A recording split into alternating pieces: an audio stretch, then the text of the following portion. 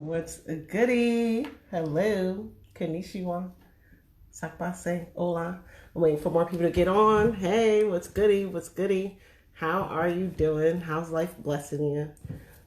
Hey, thank you for joining.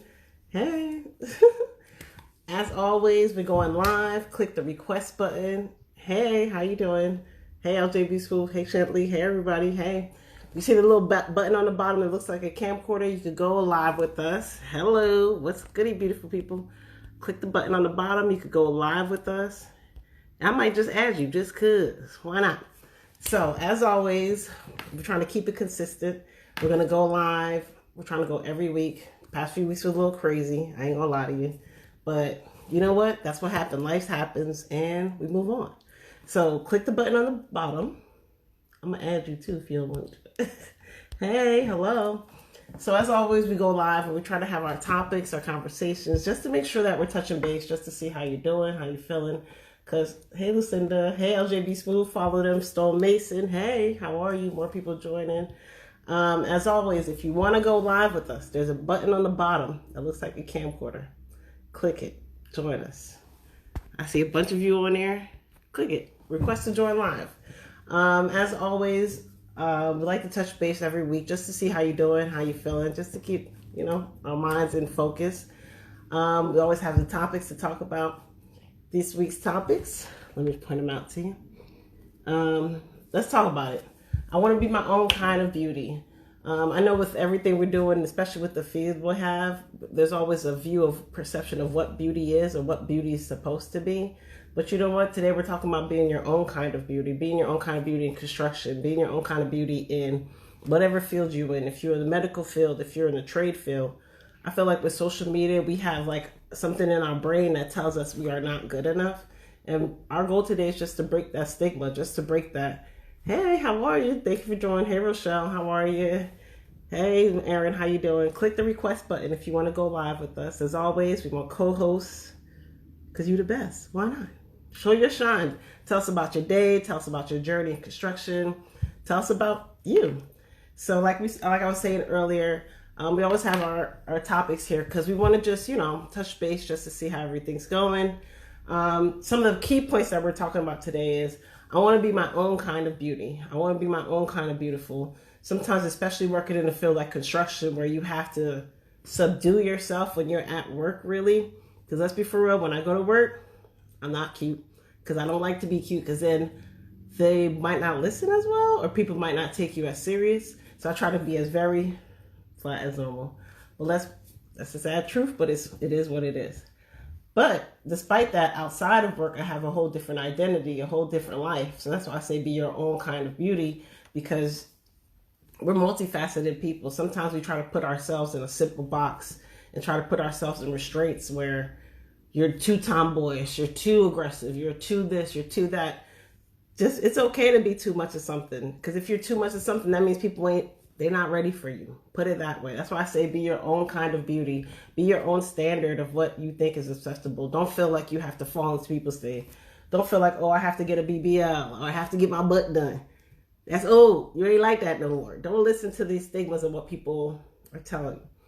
Our second tool, building my name. And hey, Weldon Workshop, click on the request live button. Join us. Let's hear about you because I know you guys have programs coming.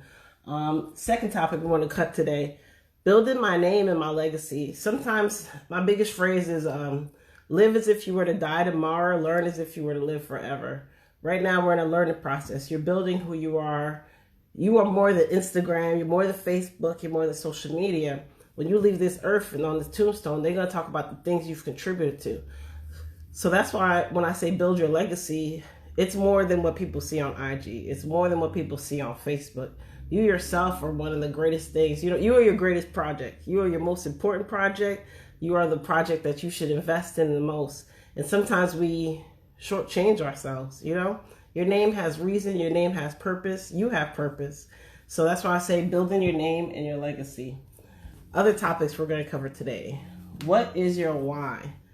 Sometimes we forget what our why is and we just get into the routine of things, We get into the routine of what we're supposed to do. Like, all right, I have to go pick up kid, I have to cook dinner, I have to do this, and then I have to wake up at 6 a.m. in the morning and do it all over again. But those people who just fall into the routine, not to say it is or isn't, but most of the time they become depressed after a while. They become stuck in a routine of monotony. That's why I'm saying, what is your why?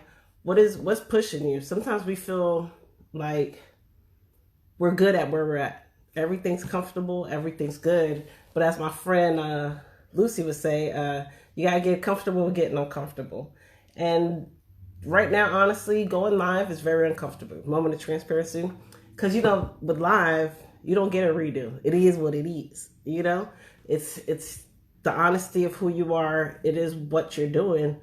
But my why really is to help someone else, because that's why I even started the page Black Women Construction, because it was so hard for me to find people who are like me, people who are different like me, people who are into construction, but who want to get their makeup done, who want to get their nails done, who want to be authentic in who they are. So sometimes you got to figure out what your why is, what is pushing you to keep going, and what's pushing you to keep striving. Hey, Tay, how you doing? Hi, Weldon Workshop. I'm saying hi to everybody because I appreciate you. I appreciate you greatly.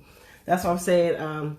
What is your why? So today's question that I feel like people should ask themselves, or not be afraid to ask themselves, is what is your why? What makes you want to do what you're doing?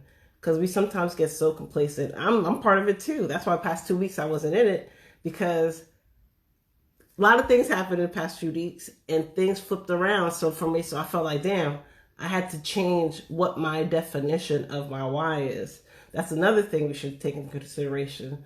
Sometimes you feel obligated to set yourself into a set routine. Like, all right, I do engineering, that's it. No, you could do engineering, you can play the band, you can play soccer, you can do whatever you want to do, but you have to figure out what your why is. And someone says, being the best role model for my daughter. That's great. That's a great thing right there to say, because sometimes you don't realize who's watching you.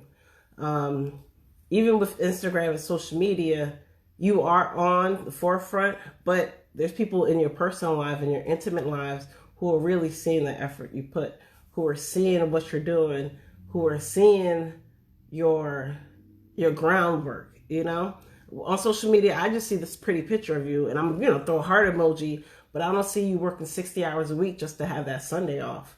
Putting 60 hours a week just so you could show your kid, like, all right, as a woman in construction or a woman in real estate or design or anything that I can do, or even a man too, because sometimes I think we just because it's Black women construction, we like everybody. We want everybody to understand our journey and our why and what's going on. Hey Star, hey Amanda, hey Steph, hello, hello, hello. Please click on the button and request live. Go live with us. Go live with us. So like I was saying, what is your why? If you have, some people are shy to go on. Oh, we have someone joining. Accept. Rochelle the Conqueror. I like that name. That's cool. Does she see me? Get her there. Hey, how you doing? Hey, how you doing? Good. So this is my first time doing the live, so I'm coming out my comfort zone here. So You getting comfortable, getting uncomfortable. We're proud of you. Go ahead, right, girl. Go ahead. You're right, stepping out your box. yeah. Tell us your name, where you're from, and what you do. Okay, my name is Rochelle. I'm from St. Louis, Missouri, the Show Me Whoop, State. whoop. Whoop whoop. And I do heating and air conditioning. So Okay, and that's dope because there's not many women who do that too. Especially, let's be for real. that, How yeah. long have you been? How long have you been doing that?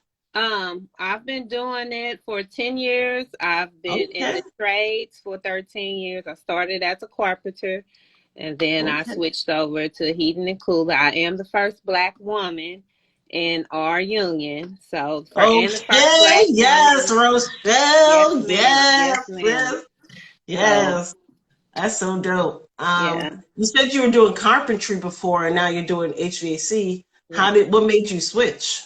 What made you Well, change up? when carpentry was easy to get in when I got into the trade. So, St. Louis is a big union city, and so it's just this you can't just go get a job. Like, it's just like this process. If you didn't have family members, If you or don't know if you somebody. don't know somebody, and that was me. And so we had this big thing back in the 90s where there wasn't being enough minorities hired on the construction jobs, and it It's still wasn't enough. happening. It's Right, still, let's be for real. And right. sometimes they just get one person just to fit their quota so they can say they're diverse. But that's another But they're topic. really not. Yeah. So it was this Yeah. big old strike. They shut down the highways, and so then we began to have organizations to help minorities get into the construction field. So I went into this pre apprenticeship program, and then that opened the door to carpentry, and which is what I wanted to do, which was carpentry. But here, I don't know how it's like everywhere else, but carpentry, I thought that I would be able to do like everything, but it's like section off.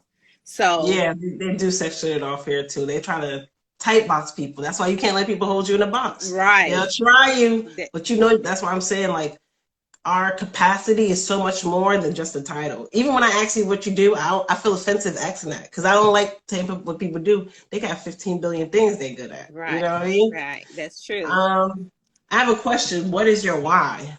I know you said it was a big thing back then, but what made you get into it? My why really is for my children and for other people like me who come from, backgrounds where we didn't have opportunities. And I was a teenage mother, single mom, divorced. Like, I fall under all these statistics. And so, but I was still able to go through this Change the process. narrative. Yeah. Right. Start my own business. So, like I said, initially it started for my children because, my children been with me the whole way. So to see me Yeah. come from the bottom to the top, it's like, oh, wow. And then also it became for other people like me. I want other, I just want other people to see you can do and be anything you want to be. It doesn't matter your background. It doesn't matter what you don't have. I mean, I don't have a college degree. I started a company without any business skills whatsoever. And it's like, you just started. People be afraid to start. Yeah. That's the thing right there. Yeah. That's dope. What being a mother, a single mother, and having to go through the whole process, what do you think was the hardest lesson to learn to become where you are now? Like, what do you think? Balancing the time and still trying to spend that time with my children, still trying to, I missed a lot of time with them. I did. I used to work a lot of overtime, 6 days a week. And so just balancing that time has been the most challenging. I have adult age children and I'm still trying to spend time with them. People don't talk about that enough because, with women, we wear so many caps because then you got to be a supporter, a nurturer, a provider. And especially when you are a provider, the head of a household, that's draining. That's very draining. Yeah. So how do you find like your reprieve, or how do you regroup with everything going on? Like if you were to tell someone else who's in your position, who has to do everything, how would you recommend they do it? I mean, I have to be intentional.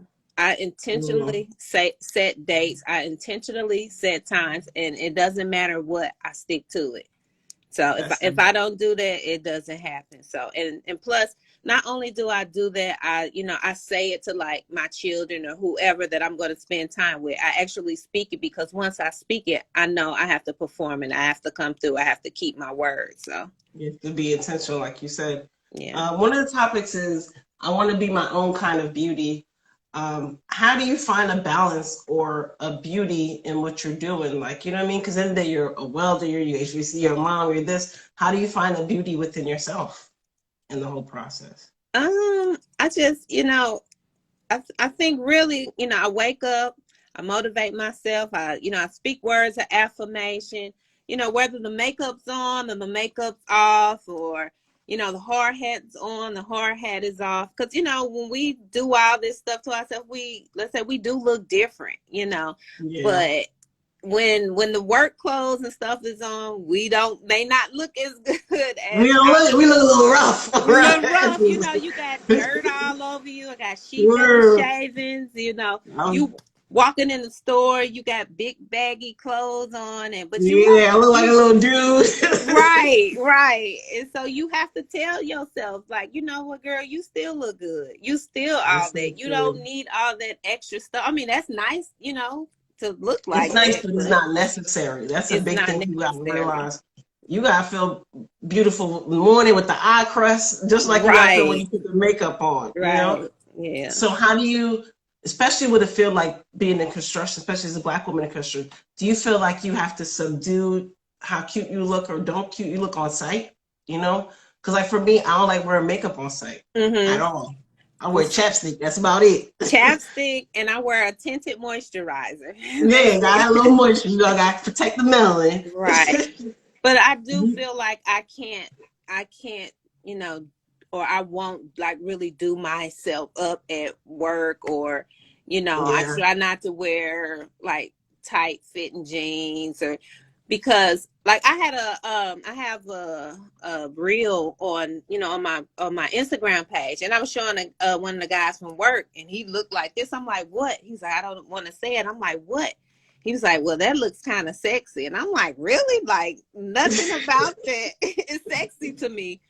But so learning how men see things, and, because you don't want to be a distraction. I feel like that. Yeah, Someone else may yeah, think I something. agree though, because you don't want to be, because you don't get taken as seriously. Like, there's some Right. chicks who wear, I'm not gonna judge nobody, whatever, makeup and nails and all that. Yeah. Even when I get my nails done, I put plastic gloves on underneath my Yeah. work gloves, so they won't even know my nails are done. Yeah. Because then they're gonna be like, oh, she trying to be too prissy, she Yeah. trying to be too cute, she ain't gonna get hard and dirty with it. Do you feel like it hinders you from trying to be cute at work? Like, do you feel bad about it sometimes, or would you prefer it? No, I just changed my cuteness up. It's just a different kind of cute, because we want Okay. to be cute. So it's just a different kind. It's maybe not as lavish, Okay. but How did you instill in your kids to find beauty, being, a working woman versus being glammed up? How did you teach your kids to find that balance?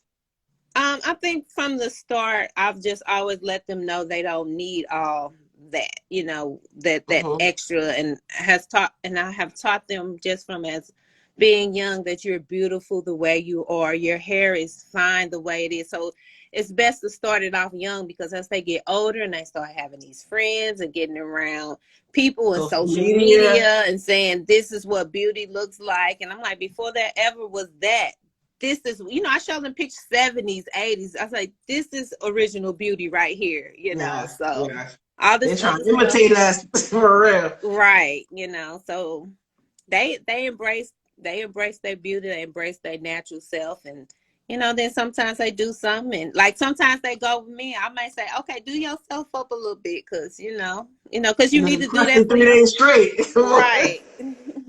How do you feel you're building your name or your legacy on your job site? I heard you say you're working somewhere and you also have a business. How are you building your name and legacy?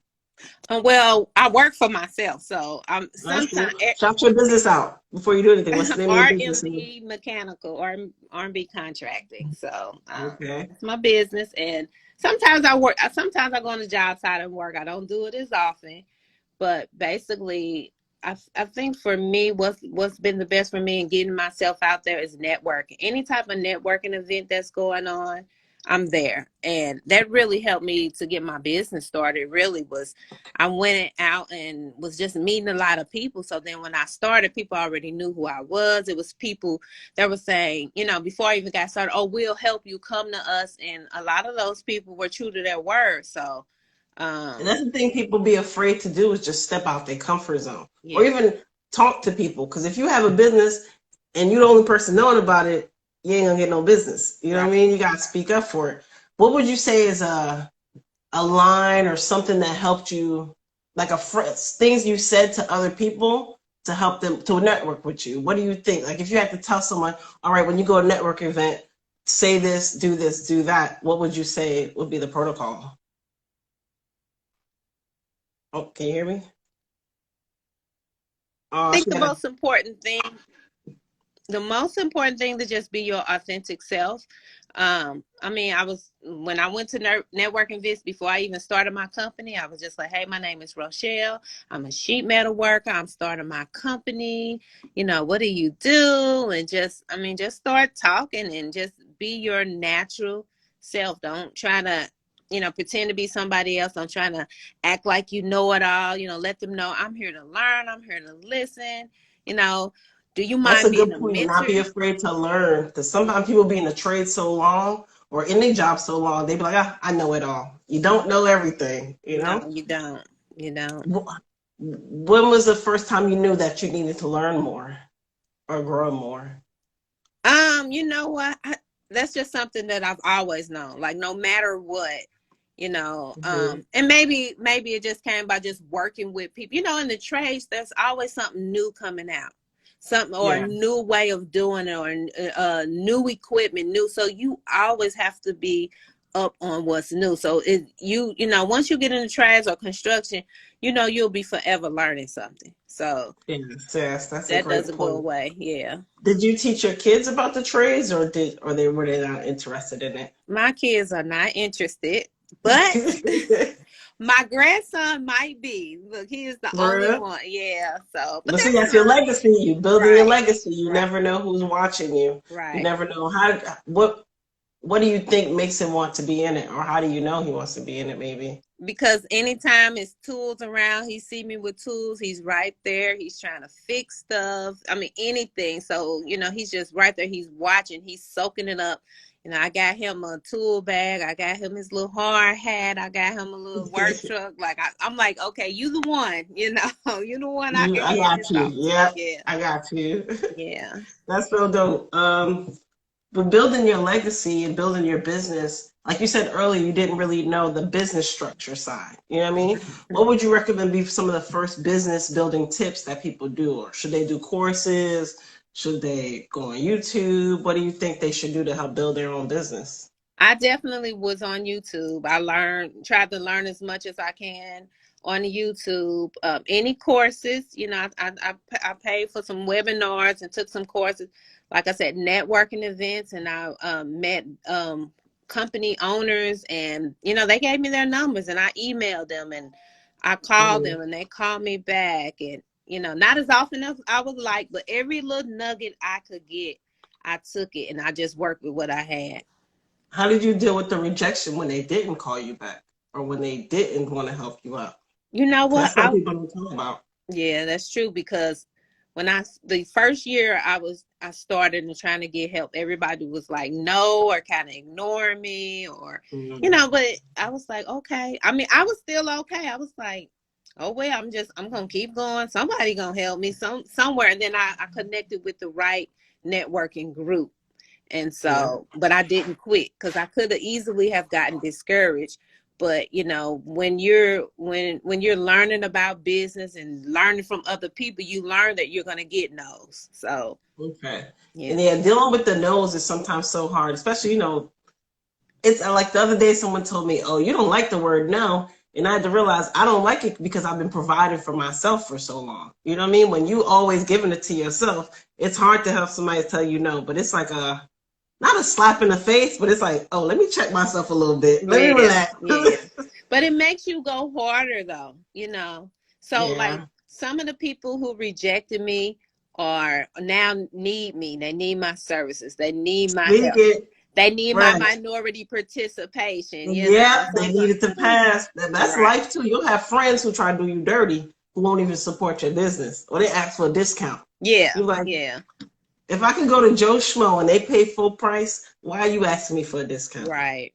That's something we have to learn too as Black business owners and small business owners. You don't have to give a discount to everybody Mm-mm. because there will be someone who pay full price for your services and not even question you about it. Always, Do always. you do business with family or do you prefer not to do business with I family? well, I my work is mostly commercial. I don't do Okay. really any residential. And then my family here in St. Louis, it's just my mom, my brothers and sisters. So I mean, it's like they need help with me I need You're to gonna look help at them some. out. I mean, I Okay. do that, but I don't have to worry about, family members oh, can you do this? Yeah. Can you do, I don't have to, I'm not concerned about that. So yeah. With your family, did you go different than what the norm is for your family? Oh, Like, was it, definitely. Like my mom, I mean, like I said, I've been in construction field for like 13 years, and my mom is just really now realizing, like, you do what that's again? your job? I'm like, Ma, come on. Yeah. Like, how many She didn't times? know what your job title was. Yeah. Like, and then even starting a business, like, there are no business owners in my immediate family. So that was Mhm. really just hard for, I think, my family to grasp and, like, really, because like I said, our background, even my background, I was into some trouble. I did some things. So it didn't look like I would be here, you Yeah, know. but you setting a different precedent, and that's something people have to realize. It's okay to step out your family norm. You know what I Yeah. mean? A lot of family members, like, including my family, they'll have the same job 20, 30 years, complain they hate the Mhm. job. You Mhm. can't hate the job if you don't want to. If you want change, you gotta be able to want change for yourself. Right. Like, Yeah. what made you say, you know what? I just need to try something different. This ain't working. Well, when I already knew from the beginning when I got in the construction industry that I wanted to be an entrepreneur. I wanted to be a business owner. So even back when I was a carpenter, and so I thought that I was going to be doing foundation work because that's what I started. So I'm like, okay, well, Hmm. my business. I have a concrete company. Well, God had other plans, but it worked out better this way. So, but I guess I was born with it. It was instilled in me. I said, I'm going to be the person to cause change in my family, bring the generational wealth back, restore everything that was lost and stolen and, back in You the dropping bloodline. gems Like, today. Go yeah, ahead, girl. yeah. And I'm like, that's going to be me. And so, I'm dedicated to that. And you said something important, generational wealth. People are like, oh, we need generational wealth. We need generational wealth. But what are you doing to change it, though? You Right, can't be saying generational wealth just to say the slogan. All right. right, you're not even going to invest in your kid to try something different. You're not going Hmm. to invest in yourself. There's so many courses, like, you have to do it. Um, with your business, when you're hiring people, do you feel like minority women and minority people are applying to work with for you, or is it hard to get minority employees? So Well, since I'm union, all I do is go to the union and I get okay, employees from the union. Now, we do our hiring process is a little more well through the union, our the way they select people is not as easy as it is in some unions. So, you gotta meet like all these credentials. So we do have minorities on the list, and there's like this point system that they use, and so wherever you are in the point system or whatever. But I can't go out and find my own workers. I have to go to the mhm. union and get them off the list. So, Someone asked the question, what is the toughest thing about generational wealth?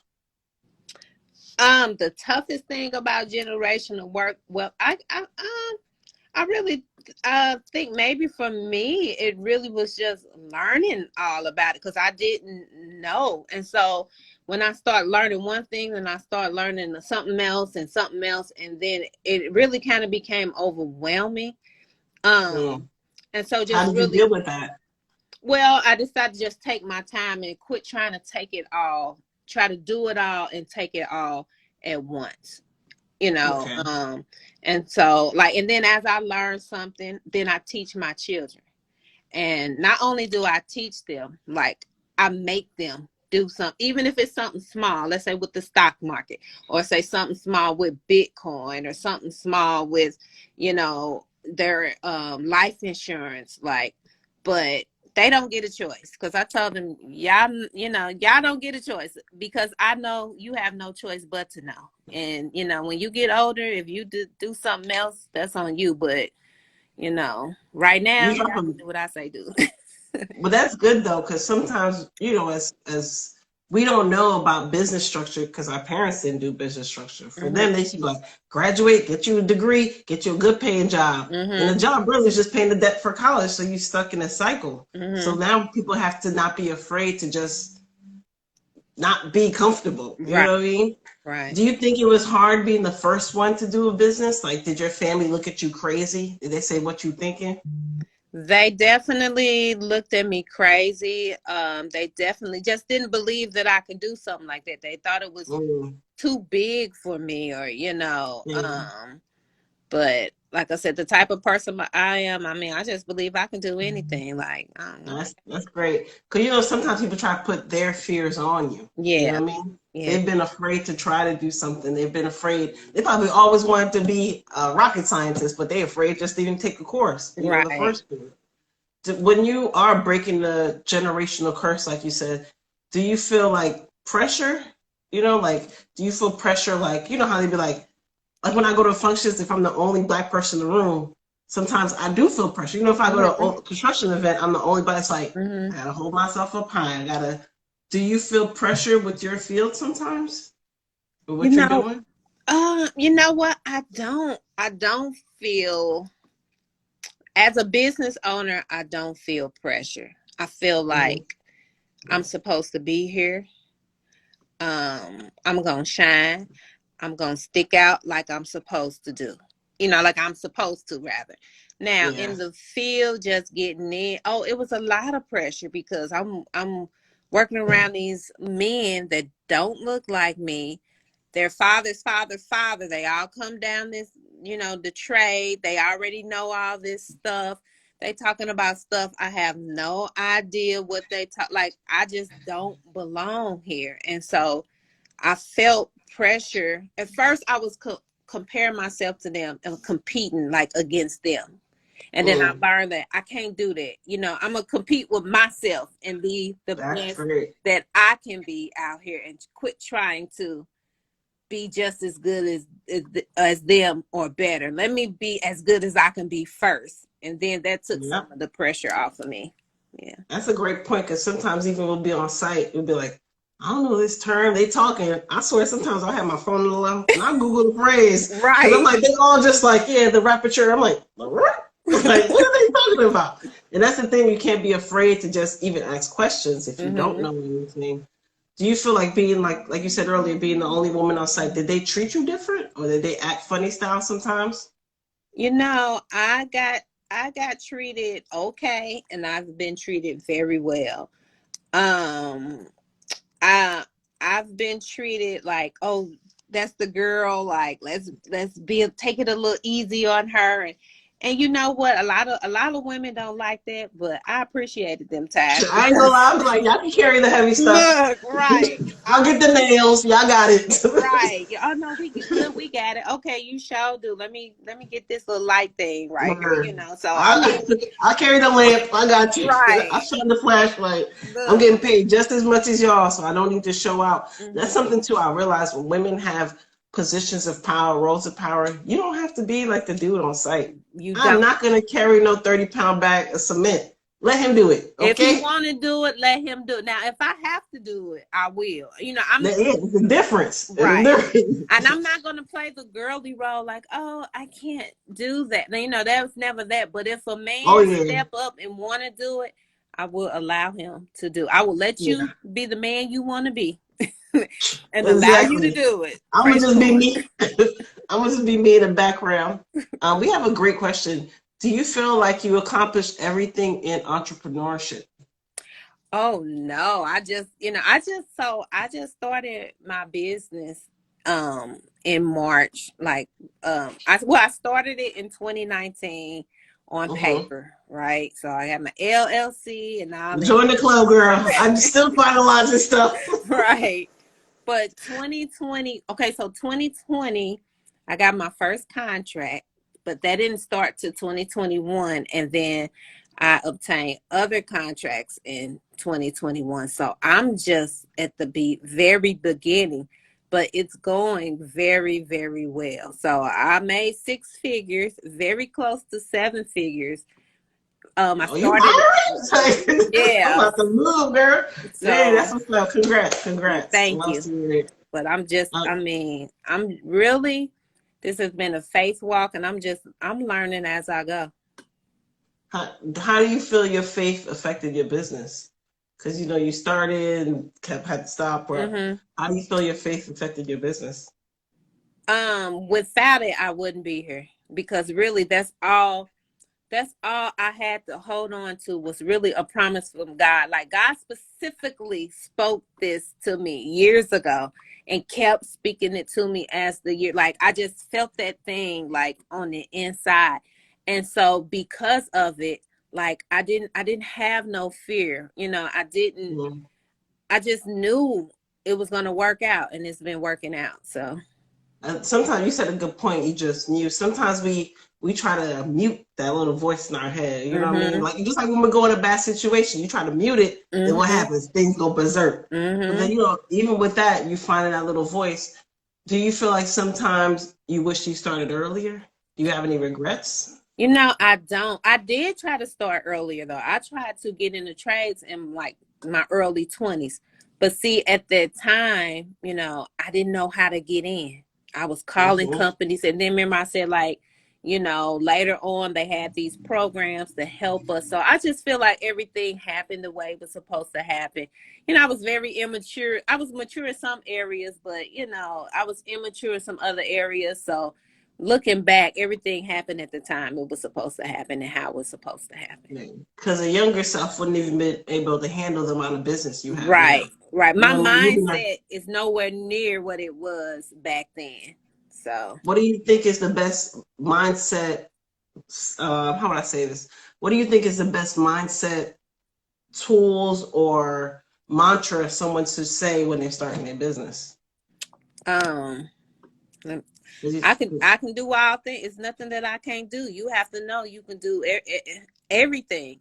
Everything you want to do. You got to have that mindset. I can do it. It doesn't matter what stumbling blocks or what you think. A lot of stuff you think may be a problem. You think this is going to happen, or you think that this isn't going to happen. So you have to already know that I can do anything I want to do, and everything's going to turn out okay. and that self-talk is so important because the subconscious is working in your favor. You can, if you envision failure, you're gonna get failure.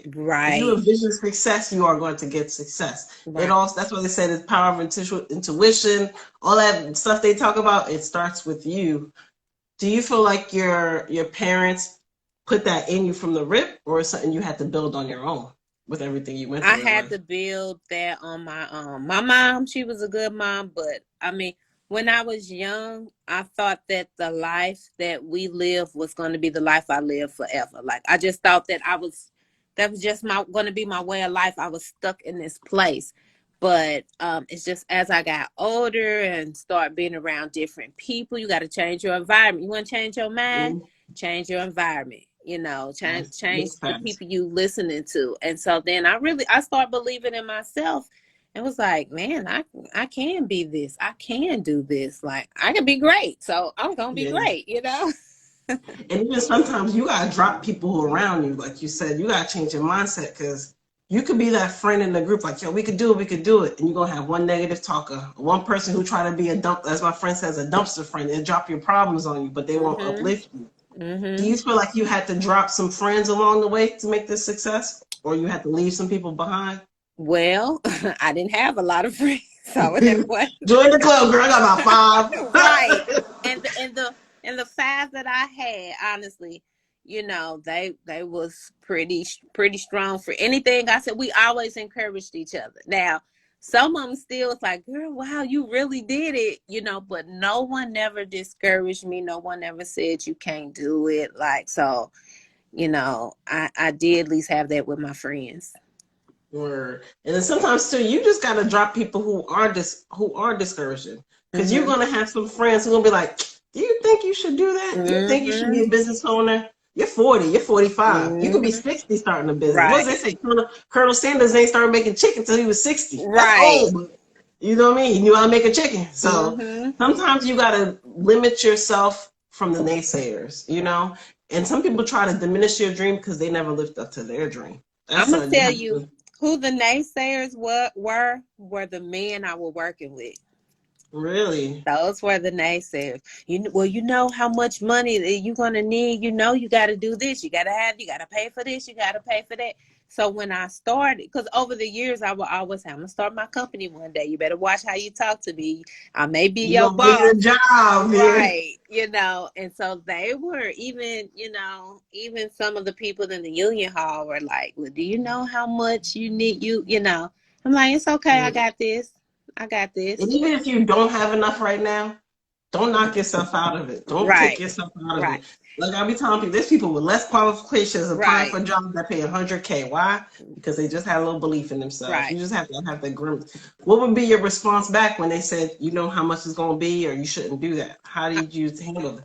I'll just be like, I got this. And I didn't know how I had it, but that faith, Yeah, I got this, I got this. And when I say everything like lined up, because I financially, no, I didn't have everything. But what was I holding on to? The promise that God gave me.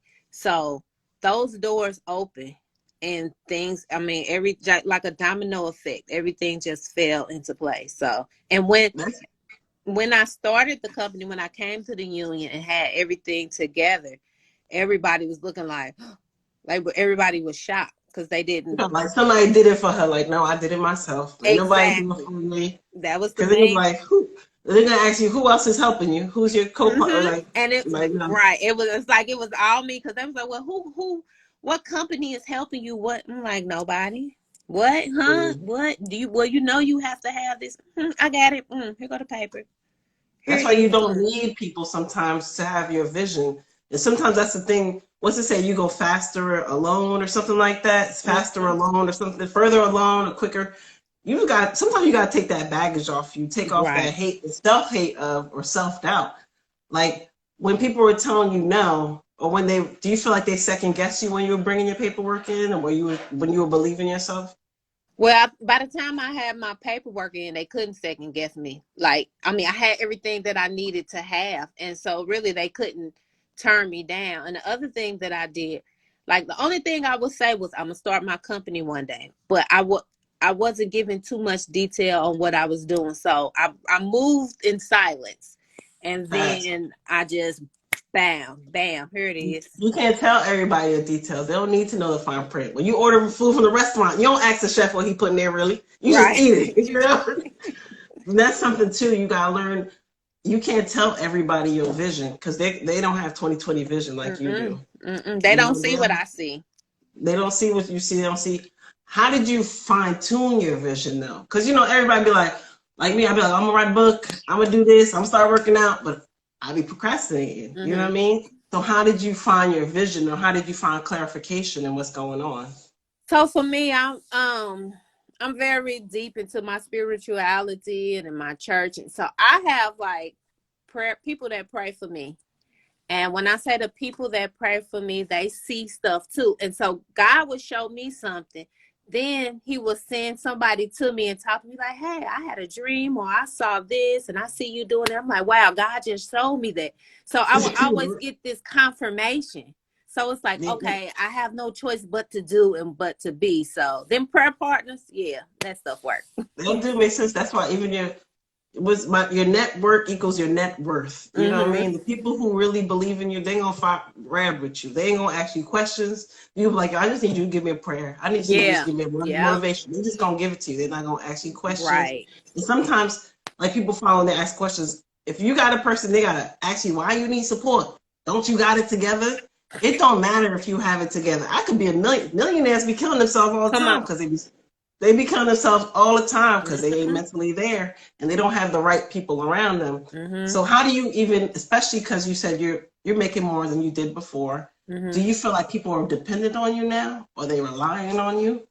And how do you brush away the people who just want to get from you? Well, you know what? One thing that people know about me, the type of person I've always been is a person that's gonna teach you, right? I ain't Mm-hmm. anybody that know me, I ain't giving you nothing, but I'm gonna teach you how to fish. So you can Yeah. get this bag for yourself. So everybody already know. Don't come asking me for nothing unless you want to learn how to Or, do something to but give people you don't be something. wanting to learn though. They be just like, you ain't gonna give it to me. You like, Nope. what? And I don't. That's the part. I'm like that with my kids because, like I tell my kids, you have to work for. Nobody gave me nothing. This world is not going to give you anything. So even I teach my kids how to get. And then of course, being a mom, I see them doing good, doing well, and I'm like, oh, okay, well, here, let me help you. But I got to Yeah, see you you want support to good help yourself. behavior. There's a difference. So you support good behavior versus laziness. Because Yeah. sometimes, especially when you're the successful, quote unquote, sibling or the successful family member, they be like, you can't just give me 300. You don't Nope. got it. They be Nope. like, you don't got it. I know you got it. Nope. And that's the thing too. Don't move in silence. Don't tell people what your pockets got. And Because and they're and gonna start doing math on you. Right. And they can do all the math they want, because I was telling somebody about my business. I said, yeah, my company made. They was like, oh, you got, I said, no, my company made. That ain't what's in my pocket. And you'll never know what's in my pocket. I got $500 here. You ain't gonna get it. I'm Right. very, I ain't got it right now. Right. How do you, with being the trendsetter in, your group and stuff, do you feel like sometimes you have to change who you hang around with afterwards? After you develop your business, do you hang around more business owners now? Or do you still hang around your regular folk, regular people? So, like I said, my regular people was very small. I didn't hang around a lot of people. So, like, that group is still the same. And then also my group of people, like, they live out of town. So really, I'm like kind of alone, but I have gained more relationships with business owners. So that's Mm-hmm. pretty cool because it's like, these people are beyond your level. They're things that I'm talking about. They know what I'm talking about. I'm learning from them. So definitely it has changed the people that I'm around, and because really I Mm-hmm. wasn't around nobody. So, But sometimes you do need to be alone though, just to focus. You know mm-hmm. what I mean? Like you said earlier, if all your friends are really around, some friends are like, let's go to the club, let's go party, let's go. Yeah. I'm like, I don't got time for that right now. I gotta Yeah. focus. Sometimes finding the way to focus is harder. Is the hardest part because you realize afterwards, like you said, domino effects, things just fall into place afterwards. Yeah. Yeah. What's been the most challenging part though with being an entrepreneur? What's been the most challenging? Do you have those moments where you cry or you like, this ain't for me, I need to I quit? haven't. Like I said, it's been my first year. I've had headaches from really the accounting because I didn't know anything about accounting. And so then finding the right accountant, who knows the construction industry because things are a little different. You got to know job costing. So, that was the really most difficult part for me. And so now that I have my accountant, but I didn't, I haven't had the tears cried. I've had a lot of long days and nights, waking up early, going to bed late, but I haven't had Okay. to cry those tears. So, She's like, that's good though. But with accounting, especially money management, because people don't realize it mm-hmm. don't matter what you do in your business, if your books don't look right, it don't make a Right. difference. Because IRS, they be like, where my money? Where my tax? Better have my money. Word. For real. They're like, who, me? Yeah, all that. Because they will garnish your wages. They'll take away your bids if you don't pay them. Do you feel it was hard to balance money? Because, a lot of times we're not taught money management from a young age. Mm-hmm. Do you feel it was hard to get into the accounting part of It it? was. It wasn't hard to balance it for me because, like I said, I've lived a hard life. I know how to struggle. I know how to live off of struggle. So, money that I was making and that was coming in, and before I had an accountant really straighten things up for me, I knew how to just spend enough just to make sure my bills paid. I got food on the table and then not mess with nothing else. And then, like I said, once I got the accountant come in and help me and this and that, and then I no, had an idea of what I had really to spend and what I could pay myself. But that wasn't my struggle because I already knew how to manage money. So. But that just shows a lot, though, because some people get money. They'll see his son, you see him in Gucci, you see him in Prada, you see him in everything, but they still living at their mom's house. Like, bro, how's this work? What are you doing? What are you doing? Right. I ain't bought none of that stuff. I still look for sales. I'm buying 70% off stuff now. Like, That's but that also goes back to the wanting to be your own kind of beauty. You don't have to live up to the standards of what of the purpose of beauty is. You know what I mean? Mm-hmm. You can look bummy, but you be a millionaire. People don't Right. know it. but Right. don't fall for the superficial thing about it. You know, Mm-hmm. especially working construction, people looking rough at one Mm-hmm. site Right. because they could be a millionaire for all you know. Right. And also building this generational wealth. I said I don't want to waste money on a designer bag and shoes. I'm taking all this money and I'm putting it into other money that's making me more money. And then when I get to a certain level, okay, then I might buy me a nice little Gucci purse or something. But right now, no, I'm using my money to make more I'm money. gonna go to TJ Maxx or Yes, Target. I real quick because it's right around the corner from my house. Yeah. Both of We have another question. Thank you, LJB Poet. She's dropping questions. them. Okay. She said, "Where would you want to be 10 years from now?" Oh wow. 10 years from now. So I have other business ideas. So I definitely want to venture into some exporting. I'm working on that now. Um I have some clothing things that I'm, working on. Um Definitely some more government contracts.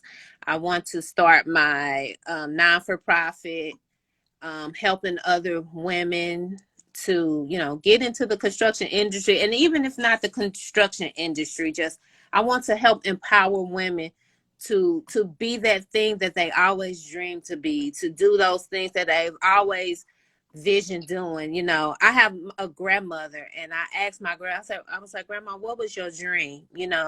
And she was like, I always wanted to be a dancer, but she never did that. She Mm, that never came to pass. So I just want to help other women's dreams come true through my non-for-profit. So I see myself just really on stages helping women, empowering women, teaching women to become entrepreneurs and building generational wealth for them and their families. that's great, and that's another point you said was important. A lot of people, especially our elders, they have dreams they never even tried for. Mm-hmm. You know what I mean? That's why I say building your legacy. I don't want to leave and then my headstone just be, Katrina. You know what I Right, mean? Like, I didn't right, try for nothing. I didn't try to impact someone's life because we really don't know what could happen tomorrow. You could pass away tomorrow, but today I'm gonna give it the best I got. You know, right. and I'm gonna try to make something of my vision of what I want. Do you feel like you are living your ancestors' dreams? Like, do you feel like your grandmother's proud, your mom's proud and stuff? Yeah, I definitely, my grandmother, she definitely tells it to me all the time. My mother, she's like I said, she still is just kind of in this disbelief, and she's still like, you got your own business. Like she's always like, you got your own business. Did you go to work today? I say, yeah, I work from home today. But I'm definitely living my ancestors' dreams. Yeah. Okay. What would be if you like? I was asking her if you could just say like, all right, I have to retire tomorrow and I have to just give this up. What would you think is the proudest moment you've had so far in your Oh. career? What you're doing? I mean, the one of the proudest moments that I've had just being that first Black woman to have my own HVAC company here in my city. Like that in You 20. put on for your city. Yeah, hey, yeah, right. I mean, just that right there is, my city. I love my city. Say anybody that comes here will quickly find out that the racism here is pretty strong. And so even just to accomplish that in a place like this, and in a trade that really, they Don't don't really have a want lot you. of women to Yeah, begin with. don't have, I think it's 12 of us in the entire union. uh, Wow. yeah. And you saying 12, but people need to consider there's like almost 200,000 men out of 12. The numbers don't match. It'd be like Right, 0.00% is right. women. So that would be, what do you feel like you want to accomplish within the next 5 years? You know what I mean? Or within the next year. Let's put I, it, let's talk okay. short-term goals. What's your next plan for the year? I'm really trying to get more Black women in the trade. Mm-hmm. Do That you feel like it's hard? Like in your city, especially? it's hard in my city. One thing, because the way that they market, I was in a meeting not too long ago. I said, you can't send old white men to Black schools talk about we want you in the trade. You need to send somebody like me. When y'all having events, send Yeah. me, I'll go. Like, I don't, but they don't ask me for whatever reason. I don't know. But you need to Sometimes send a they're familiar afraid though. face. sometimes they're afraid to ask though, really. I realized that, like, it'd be our own, or not even our own people in power who be afraid to just give people a little light. You know what I mean? That's why Yeah. sometimes you gotta grab the light you want. You gotta take Mhm. that opportunity for yourself. Cause it not. Have you ever thought about working with the city or anything? Maybe go into to the city and tell them, like, I'm doing this. Y'all need to have me open. Like, come on. Yeah, and you know what? I've talked to a few people about it, and so what they do is they go through like the organizations, like the non-for-profit. So we Mm, have a women in construction organization. So I did attend something there. We have the National Association of Women in Construction. So like they that's go through good. the organizations, and so like, and I Yeah. always tell them, call me, email me, let me know, and I'll show up. Yeah. And even for me, like I know before when I was starting this whole process, I couldn't afford the organization prices. Let's be for real. Like the fees and the dues. That's how I was Right. like, dang, just to get help, I gotta pay for it. Like Mm-hmm. sometimes you gotta realize just help somebody for free. If you Right. know the information, don't be so tightwad with information. Knowledge is power for real, for real. You know what I mean? But they be afraid to talk to take just afraid to spread it. Someone said they're gonna reach out to you. So Okay. is that Yeah. Gabby? Gabby, she said I'm in Chicago. So I just spoke to somebody for some program, and I know I got to look in through my email, but something coming out of Chicago. You said rising contractor, but I can't remember what it is.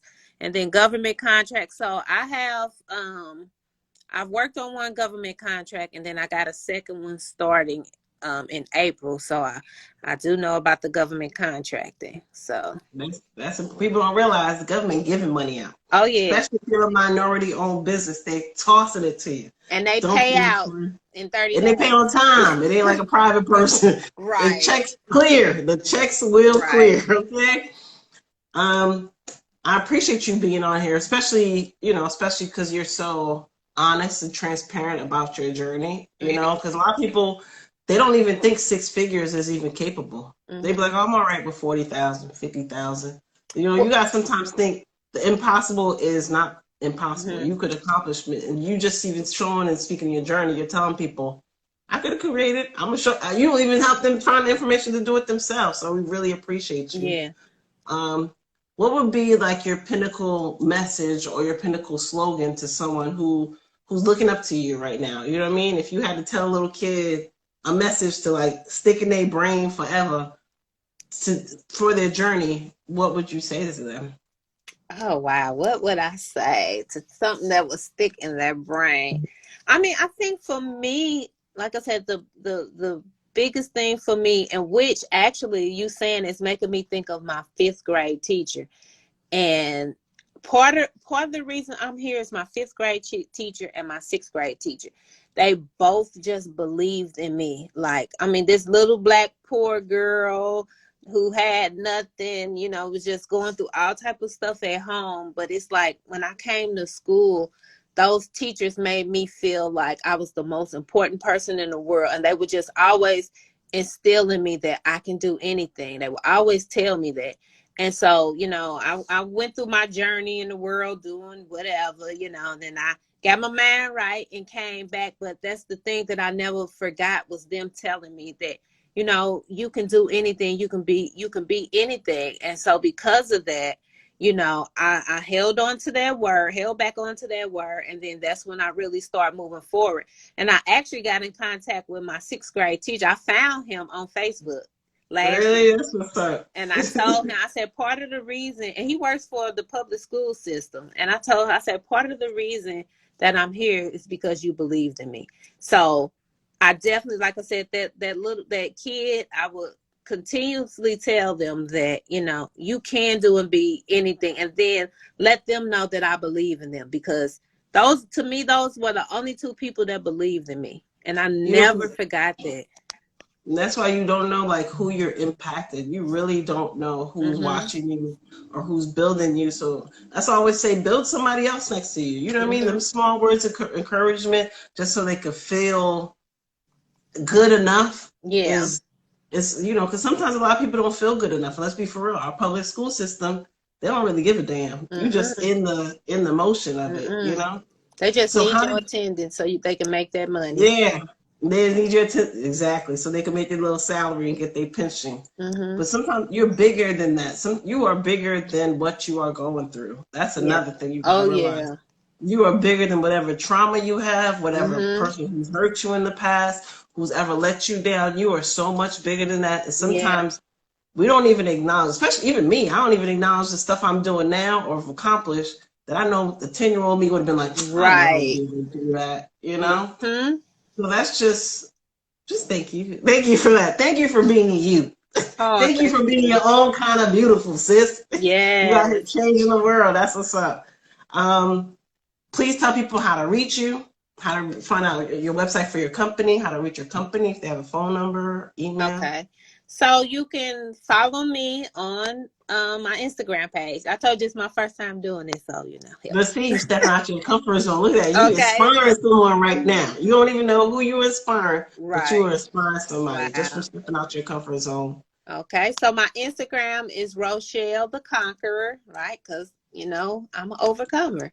You out And here. my Yeah. website is www.rmb,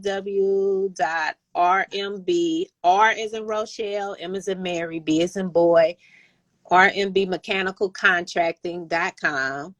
And but really, if you want to reach me, you can reach me right here on Instagram. That's the best place to reach me. Okay. You Anybody. said Mm-hmm. Go ahead. RMB, like an Eminem, Yeah. right? RMB. Yeah. Okay. Mm-hmm. Mechanical. Okay. Yeah. RMB Mechanical Contracting.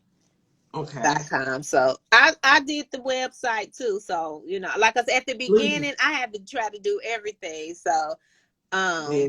hopefully I'll be able to get somebody to professionally do it. But I did my own Well, website. I did my own everything at the beginning. Look.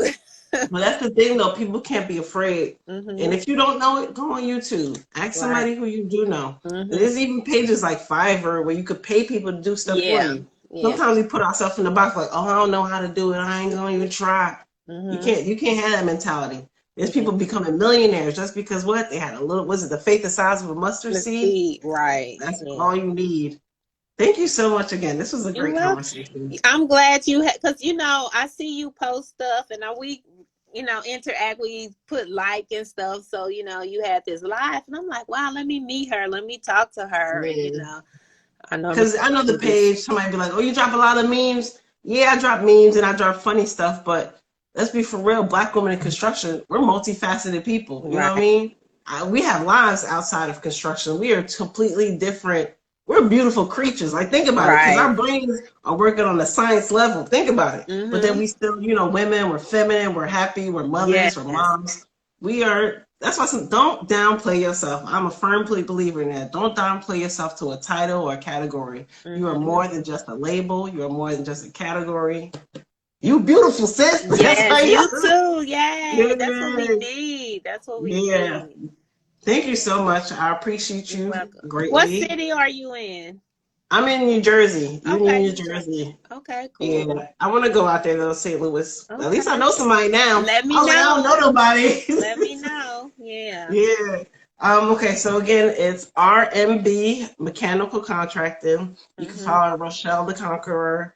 Make sure you follow her after this. We're gonna tag you on everything in the post and everything. Okay, cool. Make sure you follow her. Make sure you add her right now.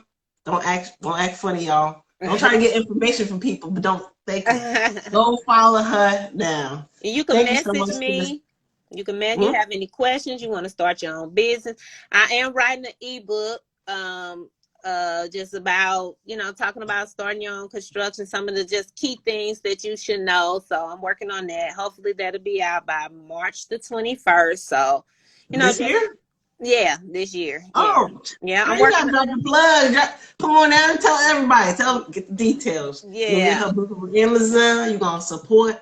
We're gonna do all that. Yes, yes. Yay. So, but I just want Yes. I just want to help people that want to become entrepreneurs. Even if you don't want to, even if it's not construction, this ebook will help people, anybody that want to become an entrepreneur. Because one thing too that I'm learning, like even with having certain mentors, they only give you so much information, just enough.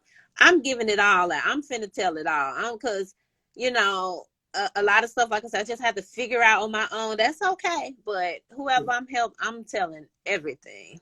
And that's another thing. People gotta not be afraid to get different mentors. Because some people Mm-hmm. don't, they'll give you info, but they give you like just the Just basics. enough. You know what I mean? Just Because they be like, oh, she ain't gonna pass me. You gotta right. realize that not everybody wants you to Right. pass them. And I They be like, want you to pass me because then that lets me know that, wow, I'm a good teacher. I'm doing something right. You should be better than me. Like they say with your children, each generation is supposed to do better. Each person that I teach, my goal is for you to do better than me, make more money than me, shine brighter than me. So, yeah. And yeah. that's beautiful though. That's a real mentorship you need. People who Mm-hmm. want you to shine, regardless if you're gonna outshine them a little bit, it's okay. But they know that they help that go up to the Mm-hmm. sides. You know what I mean? Mm-hmm. Thank you again. We appreciate you greatly. Remember, follow her now. Thank you. Thank you. Talk to you next time. Thank you. All right. Thank you. Bye, everybody. Bye. I appreciate you for coming on, especially for stepping out your comfort zone. That was amazing. If you want to join the live too, we can still join. It's up to you. As always, we always have when we go live, we want you to be the co-host. Why? Because somebody needs to hear your message. Somebody needs to hear what you've gone through because you never know who you're helping. Like Rochelle the Conqueror, who just was on the IG live, was saying, there are people who want you to be better than them. There are people out here who want you to shine. There are people out here who want you to grow. And that's why we do the IG Live, so you can learn something you didn't know.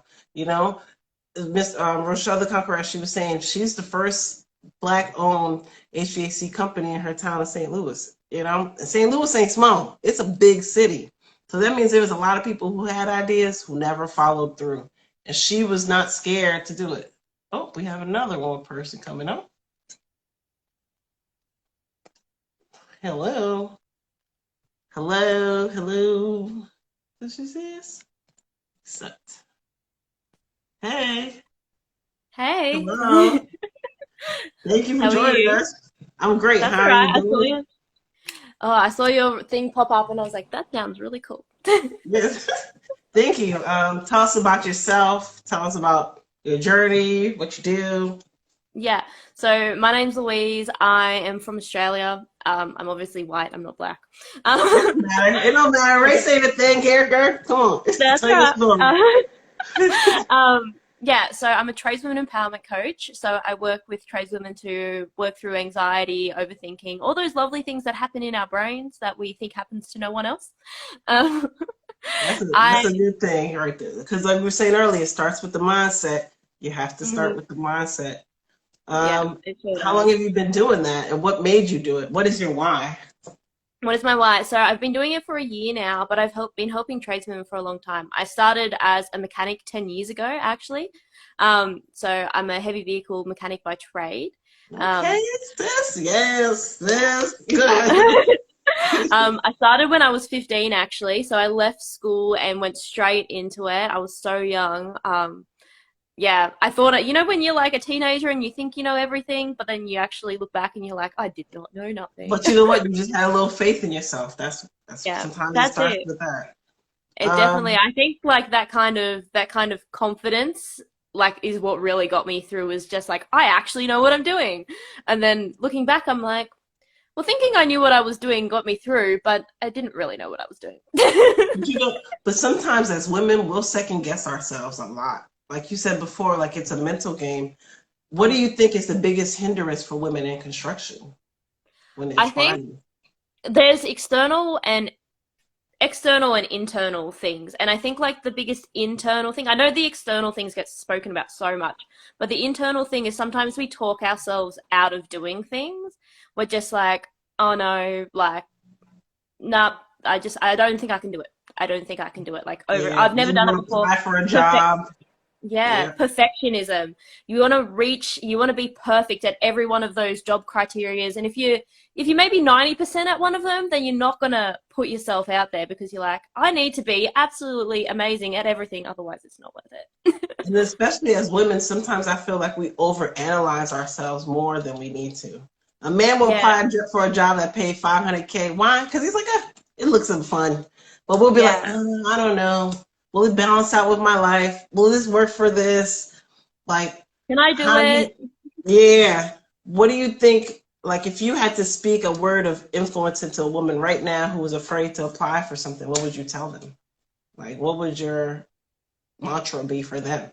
Yeah, I think it's like if you apply and you fail, then you learn. But if you don't apply, then you don't learn nothing.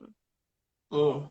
Big facts, because failure is scary. Let's be for real. Even going live, it's scary for a lot of people. I know Oh my people who God. have anxiety who won't go on, who are like, Like I'm not gonna three do it. years ago, I think like 3 years ago it would have been, I couldn't even record myself speaking. If I did a speaking gig, I would record it and I couldn't watch it over. I couldn't stand the sound of my own voice. And I'm like, no one's going to want to listen to my voice. It's so annoying.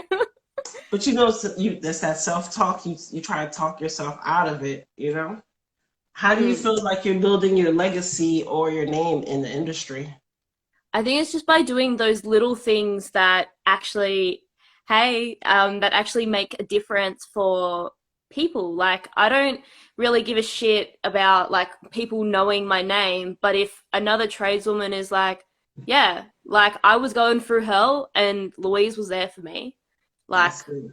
It's that's the it. That's the teamwork. legacy. Sometimes it's the camaraderie. You just have to speak a little faith into people, and they don't even realize that. With your coaching, what do you feel is the common thing that happens a lot? Besides the failure part of women being afraid to fail, what is a common hindrance for success?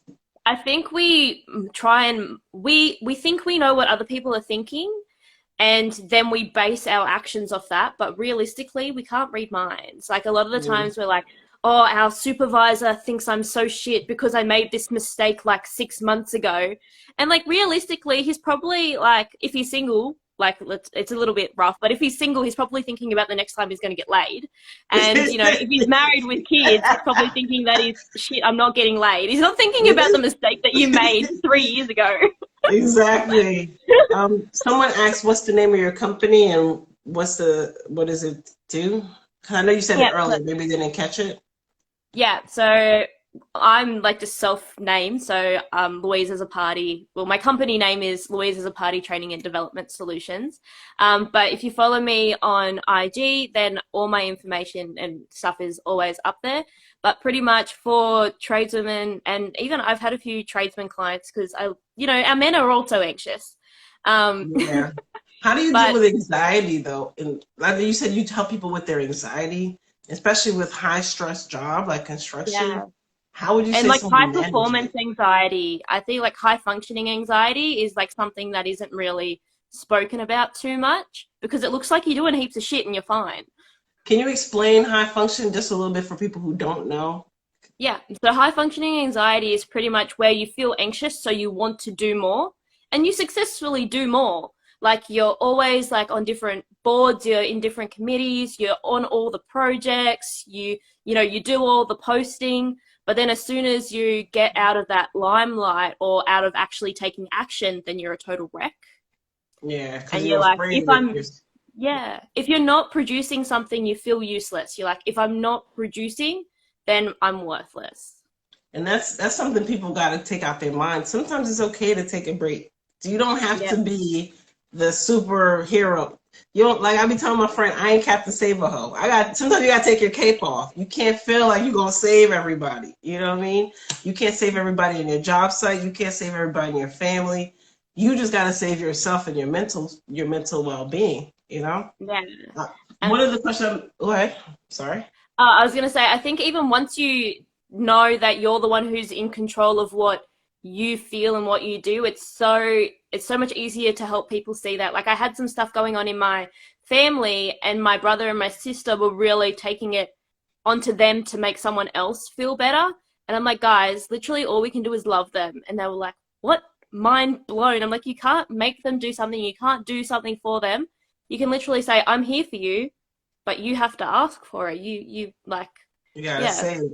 And someone just put, I was being on bed rest. You know, that's the thing too. We don't realize anxiety can make you sick. It can make you physically sick or throw up. I've had a job interview before. I threw up before the interview because I was psyching myself up. And I was like, all right, where's my gum? Now I gotta go to the interview, you know? Because you don't yeah, even realize mentally you're putting so much on yourself and it stops you from your blessing, you know? yeah, that's it. Um, And I worked myself sick once. proper, like 4 months of full-time work. I couldn't even, like, I was working as a mechanic. I was doing some of this ambassador, like tradesman ambassador type work. I was helping people. I had a full-time job and 2 part-time jobs and then volunteering. And I physically, like, it felt like I was moving through water. Like, I just couldn't physically move myself. And I was so run down and I was just like tired walking up steps. And I was like, it was just part of that high functioning anxiety, doing until I physically, your body's like, no, you can't move anymore. What would be a precursor or some people to look out to realize if they're having anxiety? You know what I mean? Because people put the title, but they don't know what it is. Yeah. So I think it's just like self-doubt or telling yourself things that aren't actually facts. So like kind of saying like things that you don't have any proof of, like, oh yeah, if I do this, then everyone's going to hate me. If I don't do this well, then, you know, I'm going to lose my job. If I don't do this 100% perfect. Yeah, the job thing is like, shit, like if I don't like finish this project 3 weeks early, then I'm going to get sacked. And it's like, realistically, most projects go 3 weeks over. You're not going to get sacked if you finish it on time. And honestly, if you do get sacked, that means that job wasn't appreciating you to begin with. Like, let's be for real. Because if one mistake could get you sacked from a job, fill out an application for something else. It's all right. Yeah, it's okay. That's it. Even something we said in the earlier guest was being okay with failure. How do you feel? Yeah. How do you help people become okay with failure, or how do you deal with failure yourself? Yeah, I think it's just really looking at what is failure, because failure is an opinion to everyone, has a different view on what failure actually is, a different definition for themselves. But then it's really like, what is a failure? Like for me, a failure is not actually taking any action. And in that sense, if you're taking an action towards something that you want, none of it is failure. Yeah, and it's that's just, the thing though. People won't even try sometimes. That's the real failure. Not even betting on yourself. You believe in everything in the world. You believe on everything you see on Instagram, but you don't believe in yourself. That's a big failure. I think it's like talking through it as well. Like, you know, everyone goes, okay, if I try this and it fails, then, you know, the world's going to end. And that's how your body feels. Like, oh shit. Like, anxiety you shut down, you feel depressed. Yep. Yeah. Because our body is made to protect us, and our brain is still our primitive brain. So, you know, when we feel anxious, our brain is like, well, a tiger's going to eat us. Yep. And then that's how we feel. We're like, shit, we need to get out of here ASAP because we are going to die. But then it's just, okay, like, all right, cool. You do, let's say, you know, you do your first service on a car on your own. And you're like, oh, shit, you know, if I don't put enough oil in it, then the engine's going to blow up and the whole world is going to end and no one's ever going to hire me again. But it's like, okay, if you don't put enough oil in the engine, then, you know, engines can run a long time without oil, a surprisingly long time without oil. And you just realize, and then you put more oil in, and you know what? You still have your job. And, you know, like just actually running through that scenario of like, you know what? If the engine didn't blow up, what's going to happen? You know, the customer probably wanted to change the engine anyway. It might have been old. You might have been doing them a favor, like. How do you, like one of the questions, I want to be my own kind of beauty. How do you find your beauty and your strength in what you're doing now? Like, how do you find it? Especially when you're losing it, because you're doing so much. How do you find it? I think it's just really working out what beauty is to you and then going with that. Like for me, when I'm working on the tools, I'm dirty, I'm greasy, but I wear hot pink boots. And every time I look down on my feet, I'm like, hell yeah, like I am fucking, like I have grease and oil and my hair's like frizzy on one side and I'm like, no, I look fucking amazing. Look at these boots. You know what it is? Finding your sense of value is very important. You know what I mean? A lot of times in construction, medical field or whatever, we always feel like we're not up to par to what's good. We're not up to par what standard is good. Like, what would you recommend someone who's going through a moment right now of self-doubt? What words would you tell them to help pump them out of it? I think like one thing that's a general statement for that is you're out there doing it. Someone is looking up to you. A statement that really got me was like, a 6th grader looks like an expert to a 1st grader.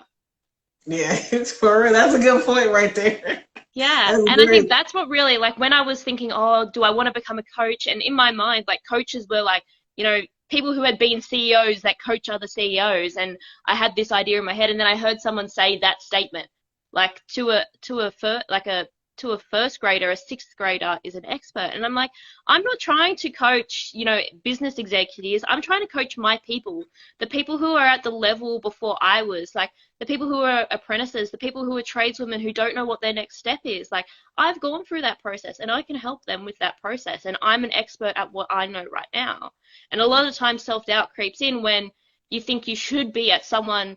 A lot of the times as like trades, like people in male dominated spaces, we look at people who have like 30 years plus experience than us and we're like, we're not that good. And I'm like, duh, of Yeah. course you're not that good. They've got 30 years on you. They got 30 years, but they don't have the umph that you have. That's what something you need to take away. A person can have 30 years, but the first 15, they were in the same role for the same 15 years of their life, Yeah, And I that's feel it. like now it's more normal to be like, all right, one week I'm a mechanic, next week I might be a civil engineer. Who knows? You know what I mean? You Who just want to knows? try something different. Do you Yeah. feel like it's when you're in your space, do you feel afraid to try new things or do you feel like you just keep doing the same? I think I just got to check, like, one thing that I like to do is check in with myself. I'm like, do I feel scared and excited, or do I feel scared and dread? If I'm scared and Mm, excited, then I'm like, fuck yeah, like, this is gonna be like, there's gonna be some anxiety here, but we're gonna feel amazing. But if it's scared and dread, I'm like, why am I taking these actions? Is mm. this what I want, or is this what someone else wants for me? And like running it through that, if I know that I'm scared and I'm excited because this is something that I want, I can still do it if I'm scared. How do you differentiate? Like, you know what I mean? Scared and excited, kind of close to similar feelings. Like, how do you differentiate? Do you make like a pros and cons list, or do you just really sit down by yourself? Like, how would you do it? How do you do it? I run it through a filter of what I want for like my future goals. So like my kind of thing is I run kind of every opportunity through, okay, I want to help tradeswomen with their mental health and all the inner stuff. Will this opportunity align to that goal? And Alignment, it's that's like, a great part. yeah, well, this is going to get me there. But if it's like, okay, this opportunity is going to help me become a better mechanic, or it's going to lead me on the path of an engineer, then you know what, it's awesome, but it's not in line with the goal that I'm going towards right now. That's a great point, finding alignment and just finding what works for you. Because you said you started at 15 being a mechanic. What did your family say? Did they call you crazy? Did they say this isn't what it needs to be? What did they say to you? They were like, for me, it was just a natural progression because I was always riding and racing motorbikes. My parents are on a farm, we grow fruit and veggies, and it was just like the norm, like for me. But when it really hit me that I was different was when I started like looking at entering into the workforce, and then other people who weren't my family and friends who didn't know me and know what I'm doing, um, they're the ones that were the ones that are like, what are you Was doing? it And everyone's like, duh, of course she's going to be a mechanic. was it hard to realize you were different, or was it hard being comfortable being different? I think it took a few years because I definitely know that I went through that phase where I was like, what is feminism? What is the point of feminism? Look, I'm being treated fairly kind of thing. Hmm. And then I did go through that kind of feeling of like, I want the girl spot. Like the girl spot is mine. No other women could take this. Like, no one else is as good as me. Like no other women are good as me. And then, you know what? I was probably in that stage for, 2 or 3 years before I really started to, well, grow up physically and mentally. Yeah. Um, but then just being able to see, No, not everyone had the experiences I did when I was a kid. And you know what? I had gone through a bit of sexual harassment, and I was like, shit. You know what? The How did stuff you that these feminists are talking about, it's there. It's real. how Like, did you handle sexual harassment with being in your field? Because at the let's be beginning, for not very well.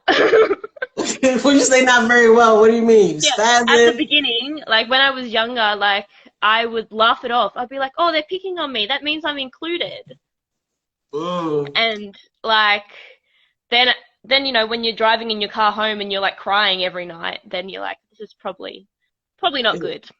Yeah. Someone asked, do you experience sexism like in your Pardon? field? Do you experience sexism? Sexual harassment is one thing, but sexism is like, I'm not hiring her. She's a chick. She's gonna do the little Yeah, candy stuff in the I back. have. I have experienced outright sexism.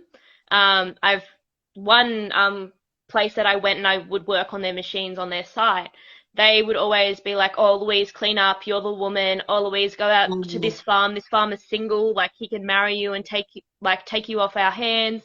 Oh Or, my you should go gosh. out and service this person." And I was They're like, trying to marry you off, oh "Oh." Lord. So yeah, so I'm second generation Australian. Like, my grandparents immigrated from Malta, and where I live is a really it's a lot of Maltese. It's a Maltese community in Australia. There's lots of Mhm. little communities of nationalities around here. So in that community and in that tradition, it is like women get married young, and we a lot of women that are like my mum's generation, they never worked. They got married and had kids, and then it was kind of like, why aren't you doing that? And there's been there's a fair few of us in my generation that have kind of stepped out of that traditional sense of doing that. But with the older generation, and especially, usually they're fine, but then you get, every now and then you get those few dickheads who are like, this is how it's going to be forever. Did you experience grief from your family from not taking the traditional steps? Like No, I think a lot of it was mostly the pressure I put on myself mm, because I felt like, oh shit, I'm going to disappoint my parents if I don't do that. But then they never outrightly said anything. yeah.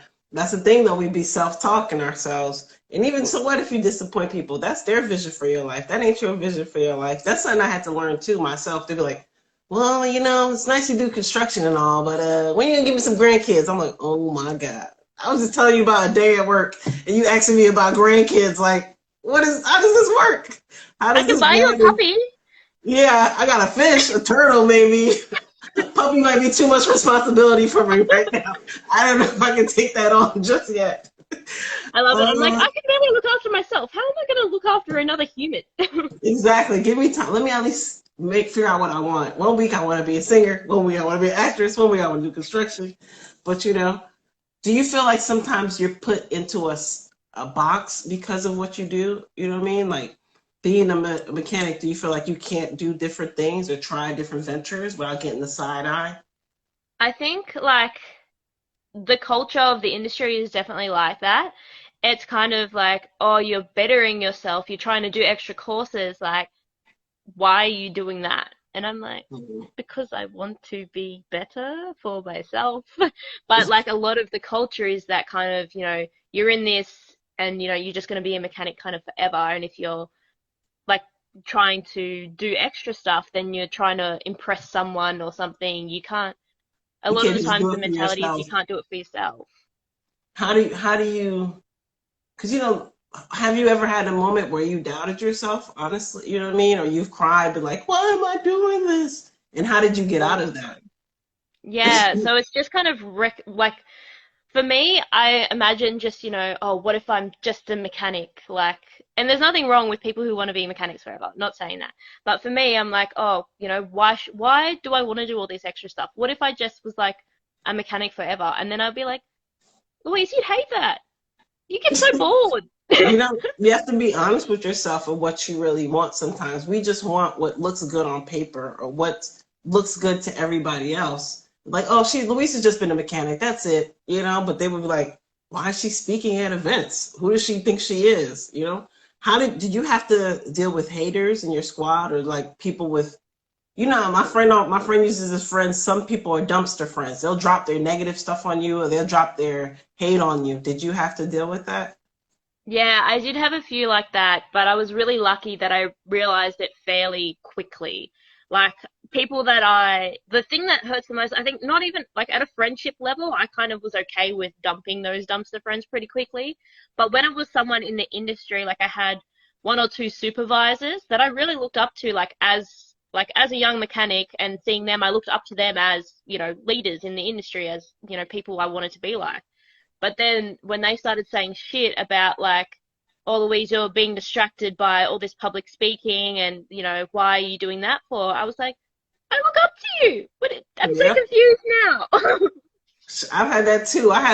There was a thing in my job I was trying to get, and it was like, you're doing too much in your outside work, so you wouldn't be good for this fit for this role. And I'm like, how do you even know what I'm doing in my outside work? I didn't tell you. Some people are haters of growth. That's something we have to realize because you are taking leaps and bounds that they never even thought was possible. You know, Yeah. how do you get rid of the self doubt, or when they say something, how do you how do you confront them, or did you confront them? I did a mix of confronting and not confronting, but I think I actually commented on another girl's post that posted on Facebook last night actually. But it's more like, how does that make you feel, and how long are you gonna hold on to that comment? Like they're just releasing words. Like there's no facts behind anything that they say. But if you're gonna play that on repeat in your head, then it's gonna make you feel like shit more than just in that Mm, moment. So I think mm. like you can respond or not respond. That person, you can't control what that person says or does or whatever. But And if some you're people thinking just about it aren't all on the your level. time, Some people yeah. aren't your level. You just gotta leave them where you gotta leave them in the back. With older guys, one thought that kind of I like to kind of when I'm in a situation like that, rather than respond or not respond, I like to have a little giggle to myself. So if they're an older person, this is kind of a bit of a dark thought, but if they're an older male, I'm like, you're probably going to die before I change your mind anyway. Uh, and if But they're a younger guy, factually, yeah, I'm like doing more of my. gonna waste. But if they're a younger guy and they're saying shit to me, nothing against people who actually have a micro penis, but I like to imagine them with a micro penis. It gives me a bit of a giggle, and it like allows me to, That's the comment of the day right there. yeah, Oh, because you know what? Some people they can't take your shine. Like you said, they got a micro. It's an ego thing, you know. There's big dick, little dick. It's kind of like because a lot of men on site they want to be like an alpha male or whatever. But I'm not trying to take your spot. I'm not trying to be an alpha female out here or all that. I'm just trying to do the best version of myself. That's really what I'm trying to do. yeah. How do you put the best version of yourself out every day? I Like, think it's recognizing that the best version of myself is probably not going to be out every moment of the day, and when it's not, and that's okay. It allows me, if I'm like being kind to myself when I'm not the best version of myself, it allows the best version of myself to come up more often because it's not being bullied away. yeah, be kind to yourself. Like you said earlier, we're so, especially as women, we're already nitpicky for other women. So imagine what we do for ourselves, you know? You look, I didn't put that screw properly. Shame on me, you know? It Oh is my God, yeah. horrible. What do you feel is especially with what you're doing with your consulting work, what do you feel is the most common self sabotage for people? That I'm not good enough. I'm not good enough thing. So how do you tell them to fix it or end it? Well, I think it's looking at the facts of it. So, like, if someone told me that I've just believed that I'm not good enough, you go through, has anyone ever said that to you? What, if they have, what does that person mean to you? What grounds do they have to say that to you? All right, let's write down all the ways that, all the things that you've done. Let's write down all the ways that you are good enough. Okay, and a lot of the times the thought I'm not good enough comes from perfectionism and that we're not, and it's kind of like just talking through it. Like I would spend an hour talking to someone and just questioning when they come up with a story. They're like, oh, at this moment, at this point in time, this happened. I'm like, cool. So what did you make that mean about yourself?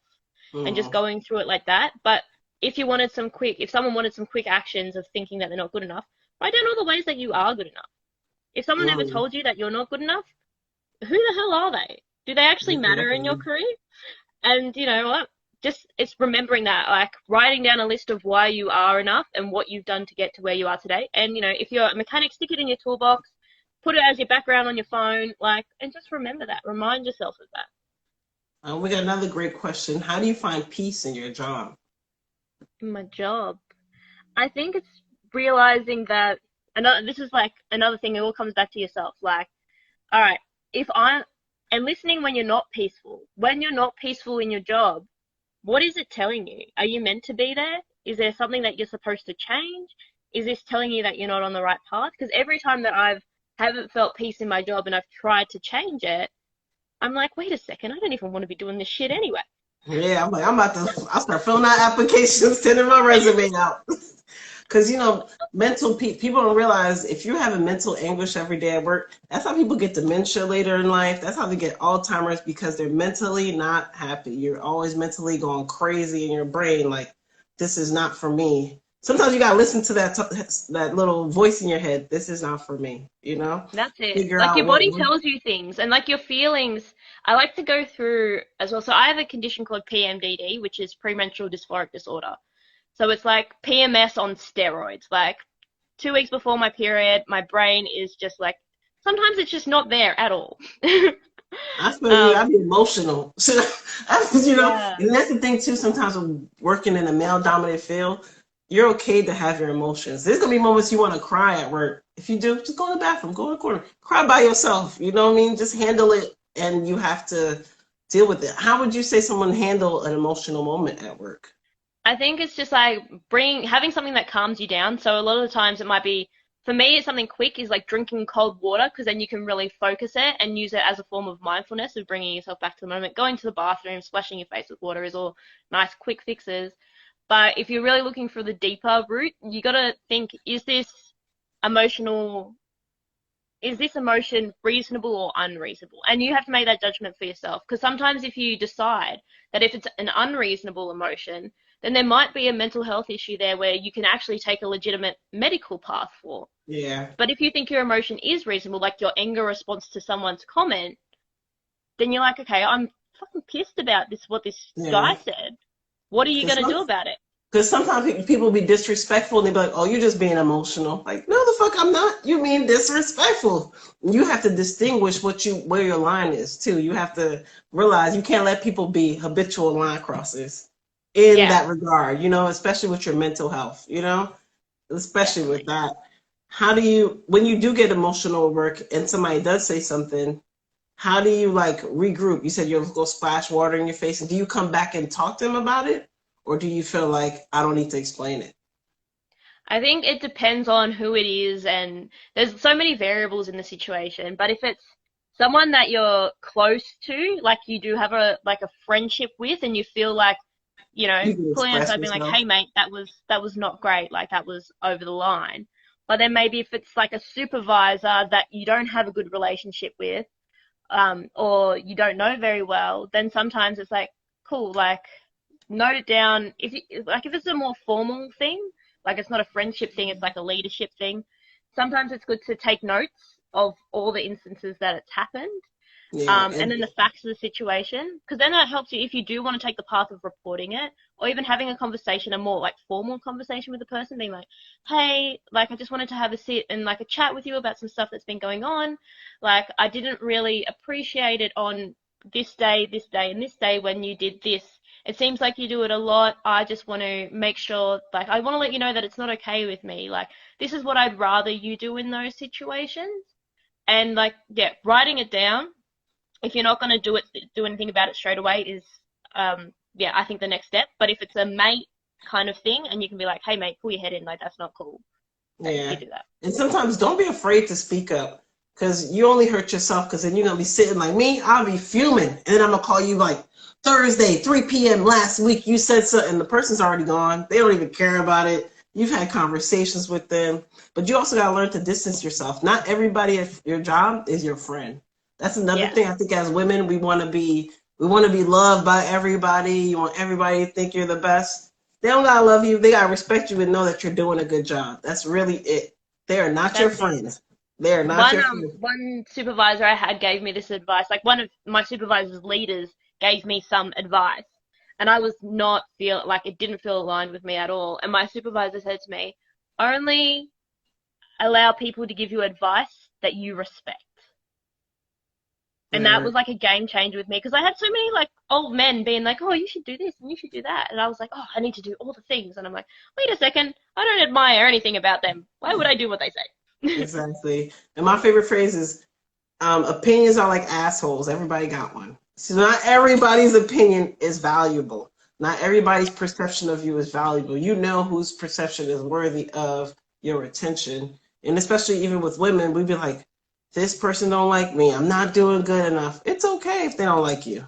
I don't care if you like me, but you're gonna respect my workmanship. You be like, Katrina gets on my damn nerves, but the project was finished on time. So she was, you know what I mean? You have to just respect it. How did you get your respect at your job? Was it hard at first to get respect? I think respect comes really easy once you respect yourself. It Mm, comes back to that, like the most common thing we tell ourselves is we're not good enough. And when we're believing we're not good enough, it's hard for other people to believe that as well. So when we're like, yep, I'm good enough for this position, you show up, you do a good job, then people are like, yeah, cool. How do you deal with disrespect then? Like when people aren't giving you your respect and you know you deserve it. I think it's like, yeah, that thing where you can pull them aside and you can either have a formal conversation with them and be like, okay, what's going on? Because a lot of the times, a lot of people who don't respect you, if you're in a leadership position, had some issue with the previous person in your position. And they might Mm. be just, I like to call it workplace baggage. We have a lot of relationship baggage and we talk about that. But we have workplace baggage is a thing. You have all your opinions of people in that previous position from previous jobs and then they dump it on you. And Right. a The lot person of the that got times it is fired that. 3 times before, they put that on you, their precedent. How do you shake that off then? You know what I mean? Like when they're saying Realizing that something, it's not about you. mm. That's That a be hard like, thing oh, though sometimes. Sometimes I have to separate, like, you know what, this person's like, you work with guys. They flipping out sometimes. You realize it ain't about me. His wife is cheating on him. So I gotta let him be right now, you know? yeah. It's not And that's about where you. sometimes that micro penis comment, like that thought comes in handy. Yeah. And like, I Um, like the one, like sometimes if someone's like, you're like, he's looking at me funny, he hates me. You're like, maybe that's just his face. yeah, maybe his face is just ugly. Maybe his face is just um, like that. of course, you have building your legacy. What do you want your legacy to be? Like, what kind of legacy do you want to leave behind? I think it's that we can all support each other, like no matter what level we're at. We're all here. We're all living the same life. Like, I can support someone who has heaps more experience than me, and I can support someone who's at the beginning. I can support someone who's in a totally different career path. And just be like, yeah, you are worth being here. And having that kind of view for everyone and everyone having that view can make such a difference because so many people feel like they're not worth being around. You're like, no, And like I just don't know you from a bar of soap, but you have cool hair. Like, it's cool. yeah, you just gotta say I am worthy. Even self-talk in the morning, even before you go to work. If you have to just look in the mirror and say I am worthy of everything good coming towards me, just live in it. Don't be afraid to have it. Somebody else wants to join. That's Vixta right. Well, 20. I'm gonna go because I was supposed to go somewhere and then I Oh. jumped on with you and I was like, this is cool. But But thank you for please tell inviting me people your on. information, how they can reach you. Yeah, Please. so if you follow me on Instagram at Louise underscore as a party underscore 1996, I think it'll pop up. And also I have a Facebook community for tradeswomen called Tradeswomen Owning Their Power. The link is in my bio as well. But in there we talk Repeat it again. I'm sorry. Tradeswomen what? tradeswomen owning their power. Okay, tradeswomen owning their power. Okay, Yeah. I'm So doing it all the now for little you. concepts that I've spoken about, like with, all the answers to the question, I've got all videos in there so you can search up and whatever you're feeling at the moment, you can jump in and have a look at them and get some help. That's what's up. Teamwork makes the dream work. I appreciate that. We Hell yeah. appreciate you for coming on too. It was amazing. Thank you. Thank you. Have an I love amazing, it's everything night about. where you are, isn't it? Huh? What was that? It's nighttime where you are, Yeah, isn't it? yeah. What time is it there? 12 o'clock, midday. Oh, dang, yeah. Look at that. We got somebody from across the world. I love it. Thank you so Hell yeah. much. We appreciate you greatly. All right. Thank Thank you. you. Thank you. Bye. Thank you. Thank you. I love it. I love the conversation today. I love how people are just coming with their authentic self. I love just how people are being transparent because you know what I mean? Like every day ain't gonna be a great day, but today I'm gonna put my best foot forward just to be the great version of myself and just be a great example of what it is to be who I am. Like she was saying earlier, sometimes we have things going on in our head that says, I'm not worthy. You are worthy of everything you love. You are worthy of everything you want. You are worthy of success. You are worthy of greatness. You are worthy of excellence because you are excellent. Sometimes you got to self-talk yourself. And you just got to realize you are an amazing person. We all go through our hiccups. We all go through something in life that will make us second guess ourselves. But that's not what it is. You are better than anything you've experienced. You are better than any trauma you've been through. You are better than anything or any naysayer, you are better than anything you would have thought. Sometimes, even me included, because it's a full transparency, I'm like, I shouldn't even do this. I know I'm not going to get it. I know I'm not going to achieve it. You will achieve it. You just have to have faith the size of a mustard seed. I don't know if you've ever seen a mustard seed. It's tiny. It's like a little period, a little dot. You just have to have that little bit of belief in yourself to knock out the doubt, And that's the message for today. I want to be my own type of beauty. You are a beautiful creature. You are divinely made. You are precisely made. From everything, from every wrinkle, every pimple, everything you have was perfectly made. And if you want to change it to be better. But don't change it to be complacent of what other people think is beauty. Find your own beauty. Find your own thing. Building your name and your legacy. Build your legacy. Build who you would want. If there's like she said earlier, to us, to a first grader, a sixth grader is a genius. You have all the skill sets you need. Stop letting people second guess you. Stop letting people put doubt in you. Stop letting the world put doubt in you. You are an invincible creature. Lastly, but not least, what is your why? Today, sit and just think about your why. Why are you doing what you're doing? Why are you striving for success? Why are you trying to just be a better version of yourself?